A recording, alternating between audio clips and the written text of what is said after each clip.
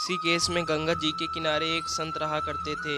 वह जन्मांध थे और उनका नित्य एक नियम था कि वह शाम के समय ऊपर गगनचुंबी पहाड़ों में भ्रमण करने के लिए निकल जाते और हरि नाम का संकीर्तन करते जाते।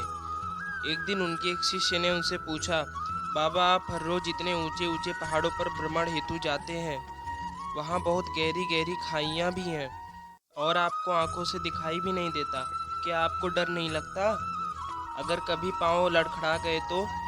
बाबा ने कुछ नहीं कहा और शाम के समय शिष्य को साथ ले चले। पहाड़ों के मध्य थे तो बाबा ने शिष्य से कहा, जैसे ही कोई गहरी खाई आए तो मुझे बताना। दोनों चलते रहे और जैसे ही गहरी खाई आई शिष्य ने बताया कि बाबा गहरी खाई आ चुकी है। बाबा ने कहा, मुझे इसमें धक्का दे दो। अब तो शिष्य इतना ही सुनते सकपका गया। उसने कहा, बाबा मैं आपको धक्का कैसे दे सकता हूँ, मैं ऐसा हरगिज नहीं कर सकता। आप तो मेरे गुरुदेव हैं, मैं तो किसी अपने शत्रु को भी इस खाई में नहीं ढकेल सकता। बाबा ने फिर कहा, मैं कहता हूँ कि मुझे इस खाई में ढकेल दो, यह मेरी आज्ञा है और मेरी आज्ञा की अवहेलना करोगे तो नर्कगामी होगे। शिष्य ने कहा, बाबा मैं नर्क भोग लूंगा मगर आपको हरगिज इस खाई में नहीं ढकेल सकता।